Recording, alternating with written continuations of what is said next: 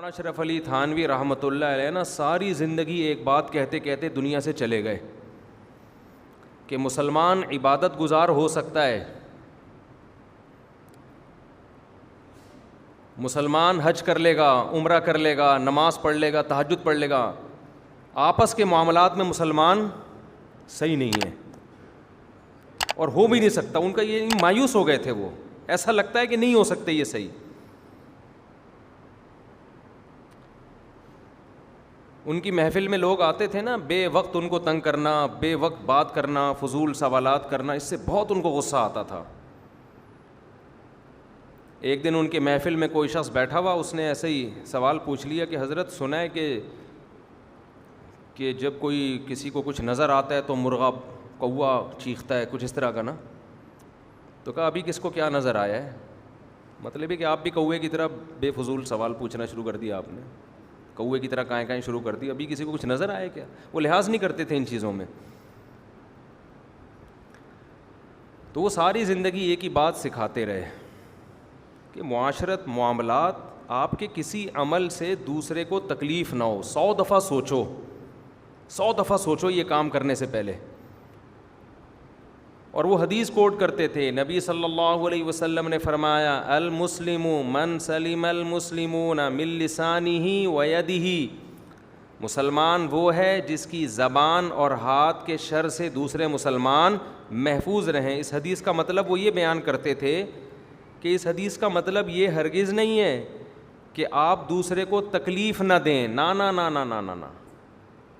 اس کا مطلب یہ کہ آپ کوئی ایسا کام نہ کریں کہ آپ کا تکلیف دینے کا ارادہ نہ ہو، پھر بھی تکلیف ہو جائے. سوچ سمجھ کے کریں کہ نہ چاہتے ہوئے کوئی چیز میرے لیے تکلیف کا ذریعہ نہ بنے. ہر کام کرنے سے پہلے 100 دفعہ سوچیں کہ یار ایسا نہ ہو کہ سامنے والے کو اس عمل سے تکلیف ہو. اگر آپ نے کوئی ایسی ویڈیو بنائی، آپ پوچھیں تو صحیح کہ میں وائرل کروں اس کو کہ نہیں کروں. بعض لوگ کی طبیعت میں حیا ہوتی ہے. ہمارے حضرت مفتی رشید احمد صاحب رحمہ اللہ تعالیٰ میں اتنی حیا تھی، وہ کبھی بغیر کرتے کے گھر میں بھی نہیں بیٹھتے تھے. مزاج تھا ان کا. تو وہ ساری زندگی یہ بات کہتے کہتے دنیا سے چلے گئے کہ مسلمان اس چیز کا، آج گوروں میں ہے یہ چیزیں، انگریزوں میں ہے.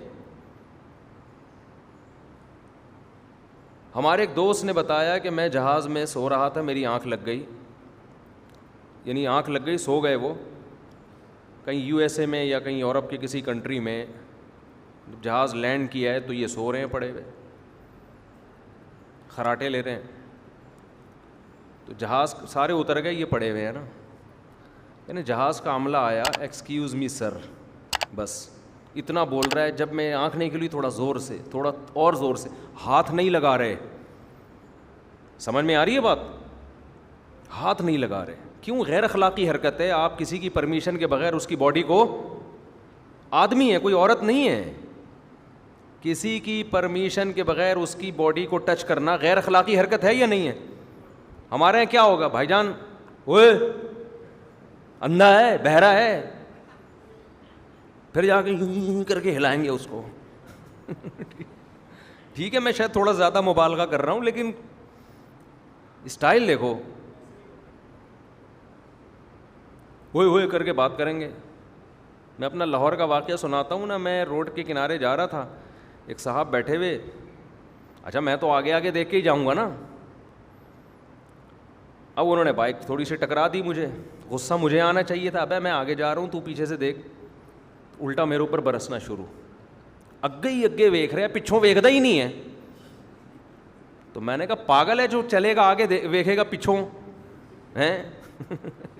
جدھر کو جاؤں گا اتھے ہی ویکھوں گا نا. مجھے وہ تانا دینے لگے، اگے ہی اگے، اگوں ہی اگوں ویکھدا ہے، پچھوں ویکھدا ہی نہیں ہے. تو ابے تو اگے ویکھ، میں کیوں پیچھے ویکھوں، میں تو جا ہی اگے رہوں. تو بس جس کو جو ٹھڑک جہاں اتار دے اتار دے. ہر جگہ یہ ایسا ہے. لاہور کا تو واقعہ ہے، اس لیے میں لاہور کا تذکرہ کر رہا ہوں. مطلب کوئی لاہور والوں کو برا کہنا نہیں ہے، کہیں بھی ہوتا تو یہی ہوتا ہے نا. موضوع میں اس کو تھوڑا سا کمپلیٹ کروں، یہ بہت امپورٹنٹ موضوع ہے. آپ کہیں گے کیا آیت پڑھی تھی اور کہیں اور چلے گئے. اس کے کچھ میں تھوڑے چند ایک اصول بیان کر دیتا ہوں اور یہ ہماری شریعت کا حصہ ہے. مولانا اشرف علی تھانوی رحمۃ اللہ علیہ اس بات کو روتے تھے, کہتے ہیں لوگ اس کو دین کا حصہ نہیں سمجھتے, یہ بڑی کم بختی ہے. وہ فرماتے تھے لوگ کہتے ہیں بس نماز روزہ, وہ بھی ضروری ہے بھائی, نماز تو سب سے بڑا رکن ہے اسلام کا, اس میں کون سا ہم لوگ پورے اتر رہے ہیں.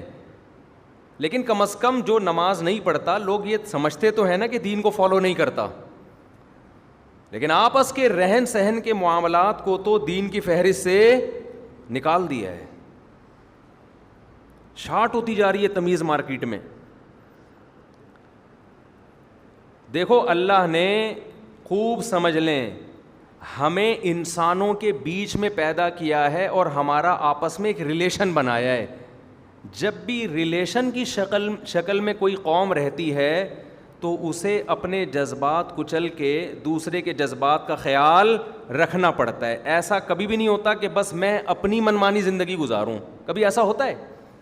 لوگ ایک ریاست میں جب رہتے ہیں, اب آپ اپنی گاڑی لے کے نکلے, ایک اسٹیٹ میں آپ رہ رہے ہیں, کنٹری میں آپ رہ رہے ہیں, تو کنٹری میں سب ایک دوسرے سے مربوط ہوتے ہیں نا. ہر آدمی یہ تو نہیں کہ میں اخپل زندگی گزاروں گا. اب آپ کا اپنا ذاتی گھر, آپ اپنی ذاتی گاڑی لے کے نکلے, روڈ آپ نے اپنے پیسوں سے بنوایا. ایک مثال دے رہا ہوں, آپ گئے آگے سگنل پہ لال بتی جلی ہوئی ہے, آپ توڑ کے نکل گئے. لوگ کہہ رہے ہیں بھائی یہ قانون ہے, لا ہے, ریڈ پہ رکنا ہے. آپ کہیں گاڑی میری, گھر میرا, گاڑی کی چابی بولو نا میری, روڈ میرے باپ کا, میں نے بنایا. تو یہ لال بتی کون ہوتی ہے مجھے روکنے والی ہے بھائی؟ یہ دلیل صحیح ہوگی؟ بولیں گے بھائی یہ اس لیے کہ جب بے شک روڈ آپ کے باپ کا ہے, یہ گاڑی بھی آپ کے باپ کی ہے, یہ چابی بھی آپ کے باپ کی ہے, لیکن جب آپ یہاں رہتے ہو تو آپ کے باپ کے علاوہ بھی بہت سارے لوگ یہاں پہ رہتے ہیں, اور یہ روڈ پہ سب کو چلنے کا حق ہے. تو جب سب چلیں گے تو ٹکرائیں گے نا آپس میں. تو ایک مینجمنٹ ہے کہ بھائی ابھی تھوڑی دیر کے لیے یہ لوگ رک جائیں, ان کو جانے دیں, پھر وہ چلے جائیں, وہ رکیں گے, آپ جائیں گے. تو ہمیں کیا پتہ چلا, جب بھی ہم اکٹھے کہیں زندگی گزارتے ہیں تو ہمیں ایک دوسرے کے جذبات کا خیال رکھنا پڑتا ہے. اب آپ ریڈ پہ, اب تھوڑی دیر میں آپ رکیں گے, اب ان کا حق ہے بھائی. اب آپ کا دل تو چاہ رہا ہے میں سگنل توڑتا ہوا بھاگ جاؤں, نہیں نہیں نہیں نہیں, اب آپ اپنے وقت کی قربانی دیں گے اور دوسروں کا خیال کریں گے. ان کا بھی حق ہے کہ ان کو اب جانے دو. ایسا ہوتا ہے کہ نہیں ہوتا؟ ورنہ کس کا دل چاہتا ہے یار ریڈ سگنل پہ بریک لگانے کا؟ کس کا دل چاہتا ہے؟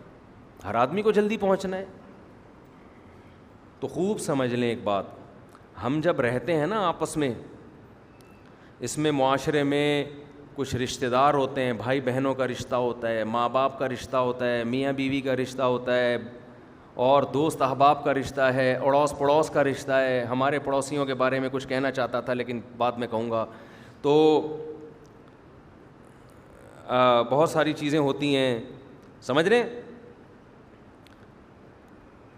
نکل ہی گیا منہ سے, خیر میں الگ سے بھی ان کو سمجھا دوں گا, بہت برداشت کر لیا یار. تو آپس کے ریلیشن ہوتے ہیں ٹھیک ہے, تو بہت سارے آپس کے ہمارے کیا ہیں رشتے. اللہ تعالیٰ نے ایک ایک ریلیشن سے میری مراد صرف خونی رشتے نہیں ہیں, کسی کا بھی کسی طرح کا کوئی رشتہ آپ سے ہے, تھوڑی دیر کا بھی لنک ہے. دیکھو کتنی زبردست آیت ہے 5ویں پارے کے شروع میں, آج پڑھیں آپ, وَاعْبُدُوا اللَّهَ وَلَا تُشْرِكُوا بِهِ شَيْئًا وَبِالْوَالِدَيْنِ إِحْسَانًا وَبِذِي الْقُرْبَى وَالْيَتَامَى وَالْمَسَاكِينِ وَالْجَارِ ذِي الْقُرْبَى وَالْجَارِ الْجُنُبِ وَالصَّاحِبِ بِالْجَنبِ وَابْنِ السَّبِيلِ وَمَا مَلَكَتْ أَيْمَانُكُمْ. کیا کوئی ایک ریلیشن ایسا نہیں ہے جو اللہ نے اس آیت میں بیان نہ کیا ہو. اتنی ڈیٹیل میں دنیا کی کسی قانون کی کتاب میں ریلیشن کے بارے میں ہدایات نہیں ملیں گی آپ. اسلام نام ہی پتہ ہے کس چیز کا ہے؟ اپنے رشتوں کو نبھانے کا نام ہے. خدا کی عبادت کا کیوں حکم ہے؟ خدا سے ہمارا رشتہ ہے, وہ خالق اور ہم مخلوق, وہ کریٹر ہے ہم کریٹڈ ہیں, یہ ایک رشتہ ہے نا, تبھی تو حقوق ہیں اس کے. رسول پہ درود پڑھنے کا کیوں حکم ہے؟ ایک ریلیشن ہے. کیوں؟ رسول نے ہمیں خدا سے جوڑا ہے, خدا کا انٹروڈکشن کیا ہے, تو رسول سے بھی ہمارا کیا بن گیا؟ رشتہ بن گیا. پھر والدین کا رشتہ, کیونکہ ان کے ذریعے ہم پیدا ہوئے ہیں, انہوں نے ہمیں بچپن میں پالا ہے, یہ ریلیشن ہے, اس کو ڈیفائن کیا. اسلام کی اگر مختصر لفظوں میں تعریف کی جائے نا تو اس کا مطلب پتہ ہے کیا ہے؟ رشتے نبھانا. بہت مشکل ہے بات سمجھانا, جیسے مشکل ہے رشتے نبھانا. کیا شعر ہو گیا, خود بخود ہی ہو گیا.